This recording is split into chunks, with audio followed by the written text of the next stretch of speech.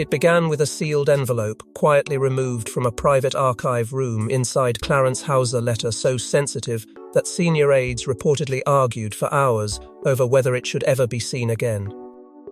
But when a royal historian finally revealed what the Queen Mother had allegedly written about Princess Diana in her final private correspondence, the silence surrounding one of the monarchy's most painful chapters shattered all over again.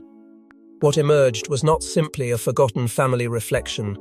It was a deeply personal warning tied to duty, legacy, heartbreak, and the future survival of the crown itself. Before we go deeper into what this really means for the royal family, make sure to subscribe so you don't miss a single update.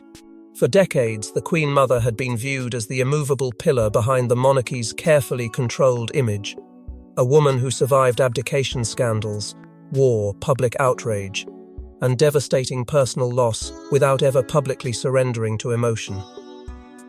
Yet insiders now claim that during her final years at Royal Lodge, something changed. Those closest to her reportedly noticed growing concern whenever Princess Diana's name surfaced in private discussions. It was no longer spoken with the cold distance that had once defined palace attitudes during the collapse of Charles and Diana's marriage. Instead, according to whispers from former aides, there was an unmistakable sense of unfinished guilt hanging over conversations that were never meant to leave those private rooms. And that is precisely why the discovery of this alleged handwritten letter has ignited such panic behind palace walls. The historian who reportedly gained restricted access to the Queen Mother's correspondence was said to have spent months navigating layers of approval before even touching the archive collection. Certain files remained sealed under extraordinary protections, with some senior figures allegedly insisting the contents could damage relationships the monarchy had spent years rebuilding. But curiosity surrounding Diana has never truly disappeared. Her shadow still moves through every modern royal crisis, every comparison made between Catherine and Diana, every public debate about duty versus emotional survival. And according to insiders familiar with the letter, the Queen Mother appeared to understand that better than anyone before her death. The wording was reportedly delicate, restrained, and unmistakably personal. But beneath the polished royal language sat something far more explosive. Regret. Not regret over headlines, not regret over media chaos, but regret over how deeply isolated Diana had allegedly become inside an institution built to protect itself before protecting the people within it. Sources now claim the Queen Mother wrote about warnings unheard and pain allowed to deepen in silence, phrases that have triggered intense speculation across royal circles about who exactly she believed had failed Diana when it mattered most. Even more unsettling were reported references to the future heirs of the crown, suggesting fears that unresolved emotional wounds inside the family could one day threaten the monarchy itself. That detail alone has reportedly left Prince William especially shaken, because insiders claim he was quietly briefed before any mention of the letter surfaced publicly. And suddenly, what once looked like distant royal history now feels dangerously connected to the present.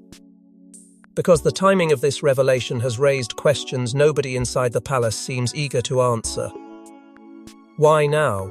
Why would such a sensitive letter begin surfacing at a moment when the monarchy is already battling instability, public distrust, and growing generational fractures?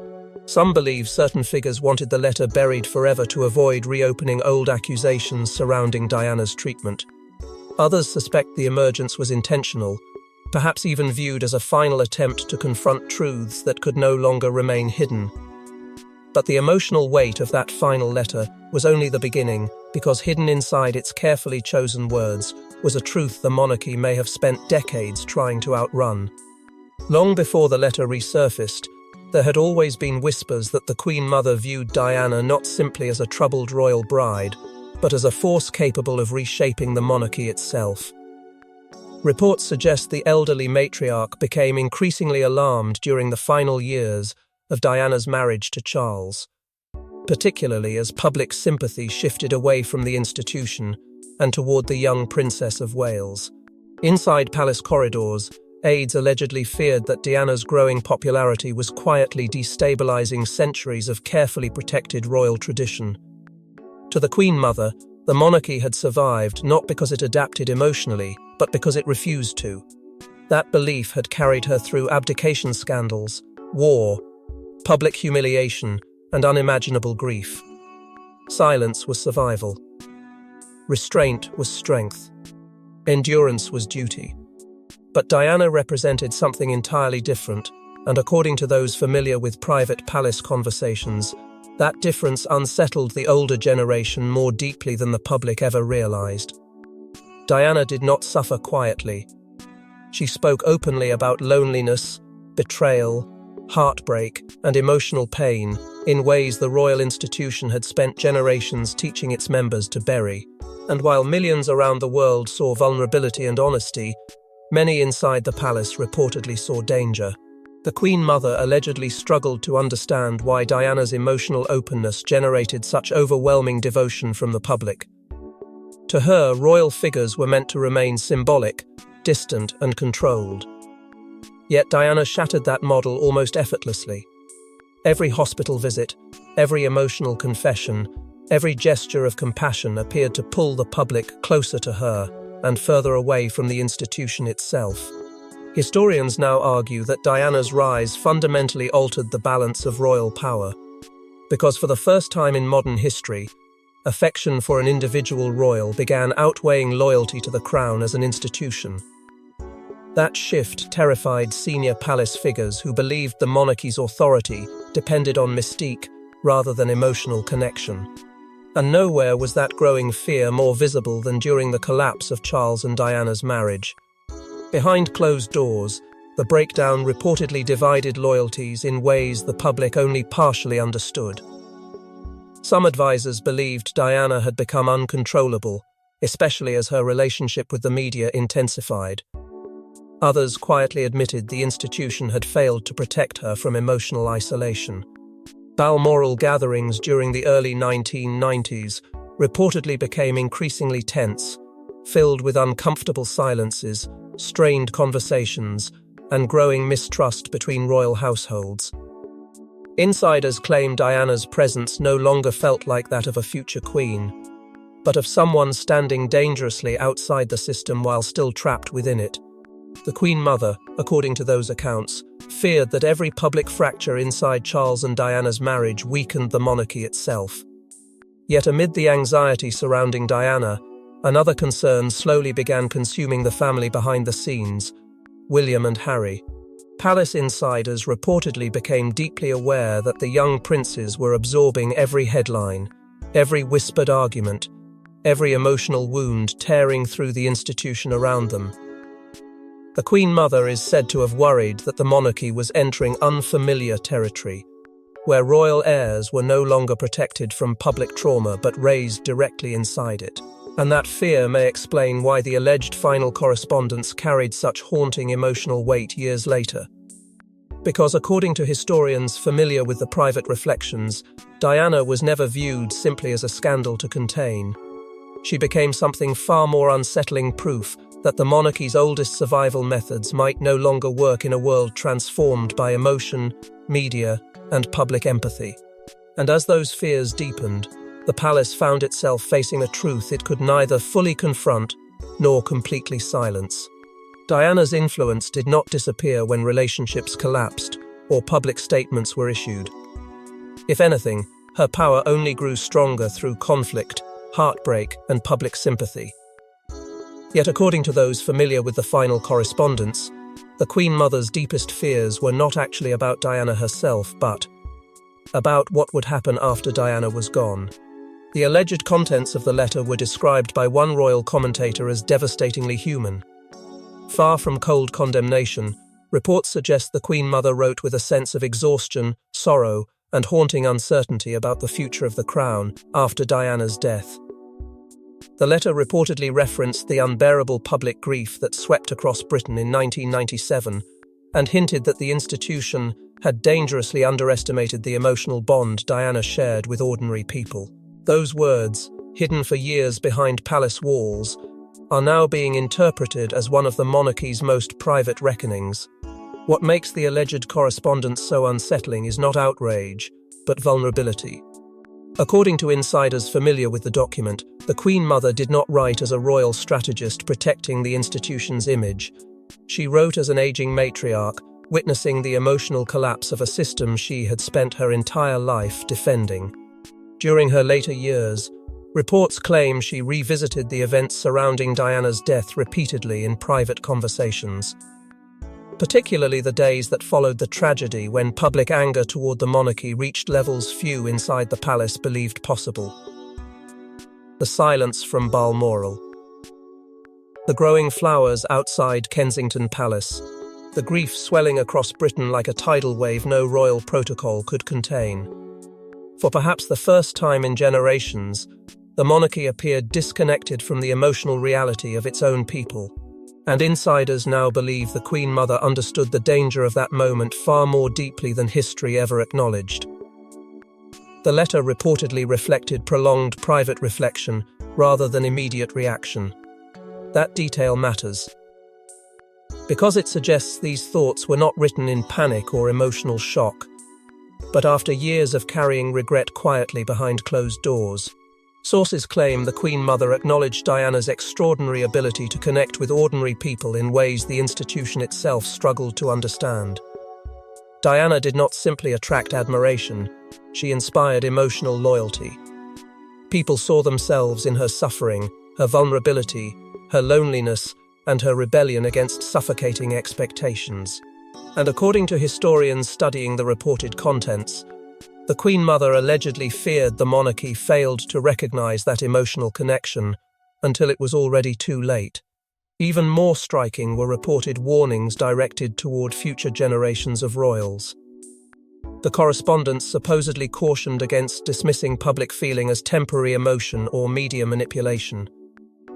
That sentiment alone has triggered enormous speculation among royal observers, because many now believe those private reflections indirectly shaped Prince William's modern approach to royal duty. Unlike previous generations, William has consistently appeared more aware of public emotion, mental health conversations, and the importance of personal connection. Some historians argue that lessons learned from Diana's treatment and the devastation following her death permanently altered how the younger generation viewed the survival of the crown itself. Not survival through distance, but survival through emotional understanding. And if those interpretations are true, the Queen Mother may have recognized before many others that the monarchy could no longer rule from behind silence alone. But that realization only deepens the mystery surrounding the letter's secrecy. Why would such emotionally reflective correspondence remain hidden for so many years? Some insiders claim palace officials feared the document could reignite old accusations surrounding Diana's treatment within the royal family. Others believe its existence threatened long-protected narratives about how the institution responded during one of the darkest moments in modern royal history. Because if the Queen Mother herself privately questioned the monarchy's emotional response after Diana's death, then the implications become impossible to ignore. It would mean the institution's most loyal defender may have quietly acknowledged failures the palace never publicly admitted. And yet, according to those familiar with the alleged document, even those haunting reflections were not the most explosive part of the letter, because buried deeper within the carefully chosen words was a far more unsettling concern, one that shifted away from Diana's memory and toward the fragile future of the monarchy itself. But the most explosive detail was still buried deeper within the letter, because one passage reportedly focused not on Diana's past, but on the monarchy's uncertain future heir. According to various interpretations from royal historians, the Queen Mother's final reflections may have centered heavily on Prince William and the burden he would one day inherit. Sources close to former palace staff suggest she believed William represented the monarchy's last true opportunity to rebuild trust after the devastating collapse of Charles and Diana's marriage. The letter allegedly described the future king as someone caught between two worlds: the emotional legacy of Diana and the rigid machinery of the crown. That tension, insiders whisper, became the hidden heart of the Queen Mother's warning. For years, William has existed under a kind of pressure few future monarchs have ever faced. He was not simply raised to become king. He was raised in the aftermath of one of the most emotionally destructive royal crises in modern history. Every step of his public life has unfolded beneath the shadow of Diana's memory, and according to historians familiar with private royal dynamics, the Queen Mother understood the weight of that inheritance more clearly than most. Diana's compassion, vulnerability, and emotional openness transformed public expectations forever. But the institution William was born into still carried the instincts of silence, caution, and emotional restraint. The alleged correspondence reportedly questioned whether those two worlds could ever fully coexist without eventually colliding again. What reportedly troubled the Queen Mother most was not scandal, but stagnation. Sources claim she feared the monarchy would survive publicly, while quietly failing emotionally behind closed doors. That concern allegedly became central to her reflections on William, because he represented something no previous heir had ever embodied so completely: a bridge between royal tradition and public emotion. Insiders suggest she viewed him as uniquely shaped by Diana's legacy, particularly after witnessing the overwhelming grief that followed her death. William did not merely observe that moment as a royal child. He lived through it while the entire world watched. And according to those interpretations of the letter, the Queen Mother feared that unless the monarchy learned from that pain, history could one day repeat itself in another form. That may explain why the alleged correspondence reportedly emphasized duty balanced with humanity, a phrase now being examined intensely by royal commentators. To earlier generations, duty often meant emotional sacrifice without complaint. But William's approach has appeared different for years. Royal historians claim he studied the institution's past failures carefully, especially the emotional isolation that consumed his mother during her marriage. And many believe his relationship with Catherine reflects lessons learned directly from that tragedy. Unlike earlier royal unions shaped almost entirely by protocol and expectation, William and Catherine have consistently projected emotional partnership, stability, and mutual protection. Insiders claim the Queen Mother privately admired that balance because she understood how dangerous emotional distance inside royal life could become when ignored for too long. Those concerns reportedly resurfaced strongly during the turbulence surrounding the monarchy after 2024, when palace aides allegedly noticed growing public comparisons between William and Diana, not because of rebellion or controversy, but because of emotional connection. During moments of national uncertainty, observers claimed William carried echoes of Diana's ability to make people feel seen, heard, and emotionally understood. And according to insiders, that resemblance deeply unsettled some traditionalists within royal circles, who still believed monarchy functioned best through distance rather than vulnerability. But others reportedly viewed it as proof the institution was finally evolving under pressure from its own painful history. Still, the alleged letter did not read as hopeful certainty. It reportedly carried an undercurrent of fear that another emotionally disconnected generation could fracture public trust beyond repair. The Queen Mother, according to those interpretations, understood that survival alone was no longer enough for the monarchy. It had to remain emotionally relevant in a world Diana had permanently changed. And if William failed to balance compassion with duty, the institution could once again find itself dangerously exposed to public disillusionment. And as debate over the letter intensified behind closed doors, another uncomfortable question began spreading through royal circles: who actually wanted these words revealed now, and why? The resurfacing of the Queen Mother's alleged final letter reportedly triggered fresh tensions inside the royal household, reopening emotional divisions many believed had long been buried. Some insiders claim senior traditionalists feared the document would reignite scrutiny surrounding Diana's treatment during the darkest years of her royal life. Others allegedly argued that hiding the letter any longer would only deepen public suspicion about what the institution still refuses to confront. What began as a historical revelation quickly transformed into a modern palace crisis centered on memory, accountability, and legacy. Behind closed doors, the debate reportedly became far more intense than the public initially understood. Certain palace advisors allegedly pushed aggressively against any acknowledgement of the letter's contents, fearing the emotional implications would reopen wounds the monarchy had spent decades trying to stabilize. To them, Diana remained one of the most dangerous chapters in modern royal history, not because of scandal alone, but because of what she exposed about the institution itself. Her suffering shattered the illusion that royal life automatically guaranteed protection, happiness, or emotional security. And now, with the Queen Mother's alleged reflections surfacing years later, insiders feared the monarchy risked appearing haunted by its own unresolved past. But not everyone inside royal circles reportedly agreed with continued silence. Younger staff members and modern communications advisors allegedly viewed transparency as unavoidable in an era shaped by public scrutiny, emotional honesty, and relentless media exposure. According to several commentators, the institution no longer has the power to simply bury uncomfortable truths and expect them to disappear quietly over time. Diana changed that forever. Her legacy transformed public expectations of the monarchy itself. People no longer wanted distant perfection wrapped in silence. They demanded emotional authenticity, accountability, and visible humanity from those who represented the crown. And that cultural shift, according to insiders, is precisely why the alleged letter feels so explosive today. It appears to challenge the very survival strategy the monarchy relied upon for generations. At the center of those tensions, reportedly stands Prince William. Sources close to royal observers claim William has long favored a more emotionally accessible monarchy, one capable of learning from past failures rather than pretending they never happened.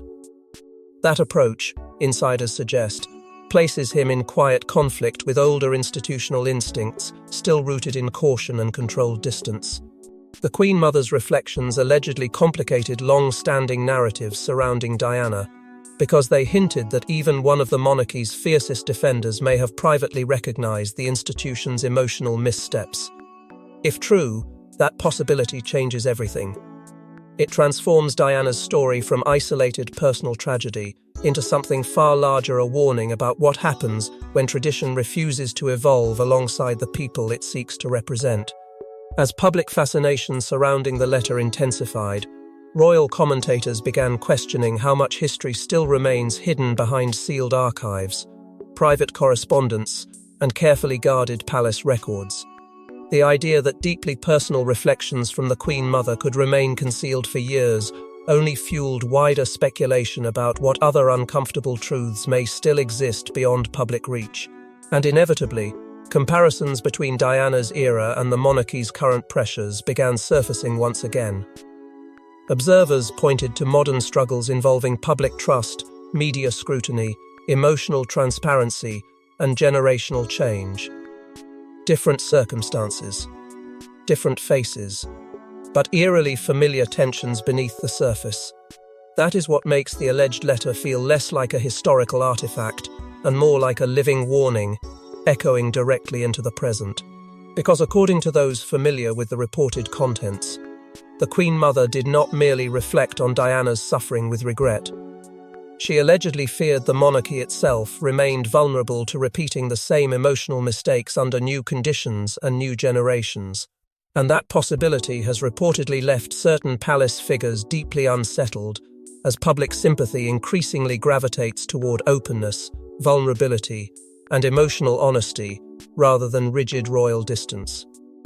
But beyond the institutional anxiety and whispered debates, the letter's emotional power came from one final realization the Queen Mother reportedly reached before the end of her life.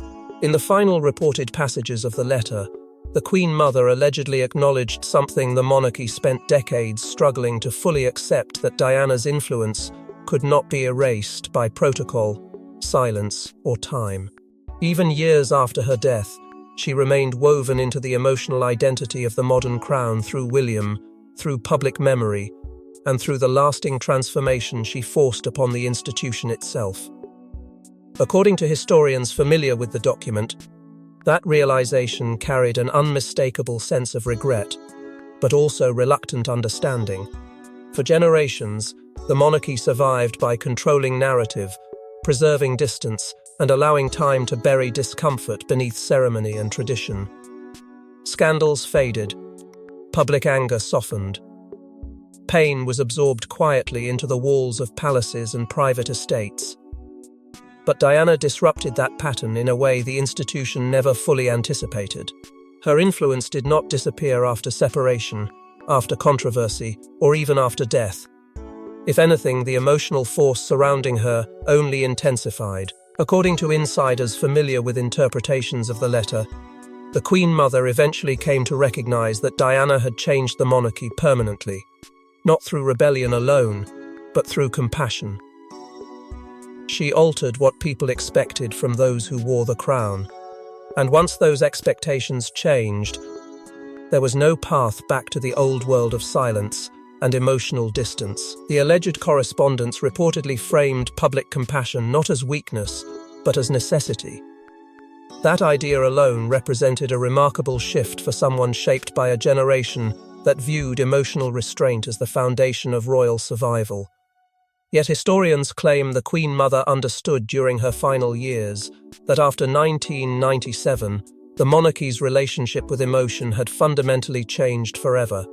The public no longer accepted cold symbolism without humanity attached to it. They wanted sincerity, vulnerability, presence during moments of grief and uncertainty. Diana's death exposed how dangerous emotional absence could become for an institution dependent on public trust. And according to those familiar with the document, the Queen Mother privately feared the monarchy nearly lost something far greater than popularity during that period. It nearly lost emotional legitimacy. That fear reportedly shaped many of her reflections surrounding William and Catherine. Insiders claim the letter suggested the couple represented lessons painfully learned from Diana's era, a future monarchy, attempting to balance dignity with emotional accessibility. William, carrying both the trauma of public grief and the burden of future kingship, allegedly became central to the Queen Mother's hopes for institutional survival. And Catherine's steady presence reportedly symbolized something equally important: emotional stability without surrendering royal discipline entirely. To some historians, the alleged letter reads almost like a final acknowledgement that Diana's suffering forced the monarchy into an uncomfortable but necessary evolution. Not because the institution willingly embraced change, but because public emotion demanded it. What makes the document feel so haunting is the tone insiders describe running beneath every reported passage. It was not written like a political defense or a strategic royal analysis. Sources claim it carried sorrow, reflection, and the unmistakable weight of someone looking back across decades of duty, and finally understanding the cost of certain silences. That emotional self-awareness has stunned many royal commentators because the Queen Mother was long viewed as the embodiment of unwavering institutional loyalty. Yet the alleged letter suggests even she may have privately accepted that the monarchy mishandled one of the most emotionally important figures in its modern history.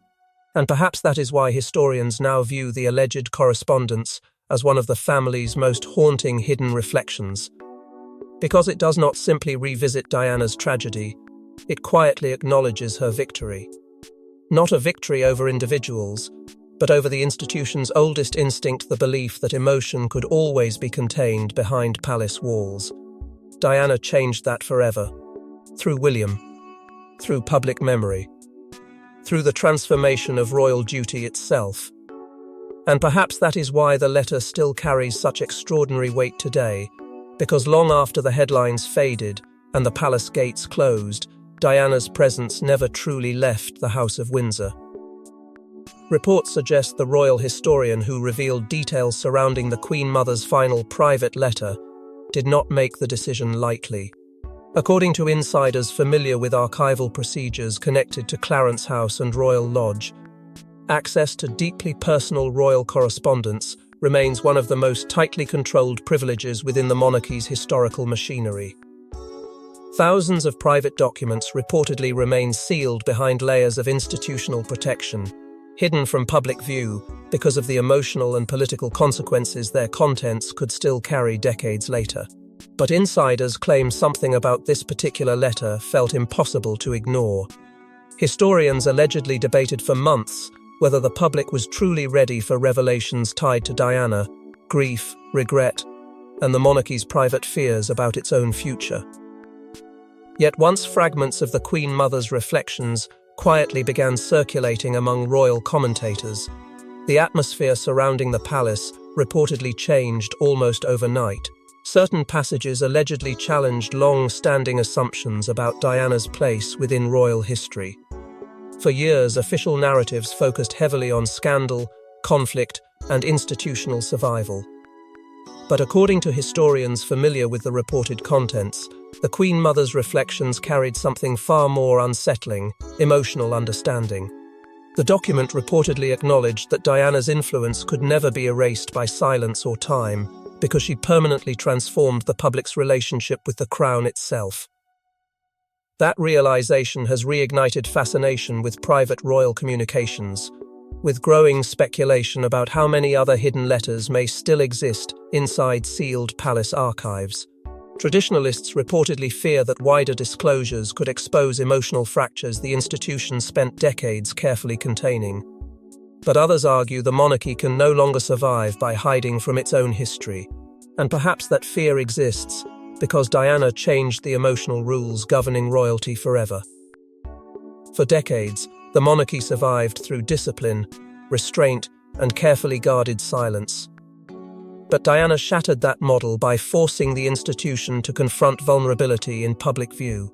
Her suffering, honesty, and extraordinary connection with ordinary people transformed expectations surrounding royal duty itself. Suddenly, distance no longer looked dignified. It looked cold. And according to those reflecting on the Queen Mother's final private words, even one of the monarchy's most traditional figures eventually understood that reality before the end of her life. That understanding reportedly shaped the Queen Mother's reflections on William and Catherine, who many insiders now view as symbols of a monarchy attempting to evolve emotionally without abandoning tradition entirely. William carries Diana's emotional legacy alongside the burden of future kingship, while Catherine represents stability, discipline, and modern accessibility. Together, historians claim they embody lessons painfully learned from Diana's era, proof that the crown survived its greatest emotional crisis, but only after being fundamentally changed by it. The alleged letter reportedly confirmed private awareness of past institutional failures, while also warning future generations never to ignore public feeling again. What makes the document so haunting is that it reportedly reads both as confession and warning. Not the collapse of a monarchy, but the quiet recognition that survival came at a cost far greater than public image alone. Diana's legacy did not fade after 1997. It became woven into the monarchy's future through memory, through public expectation, and through William himself.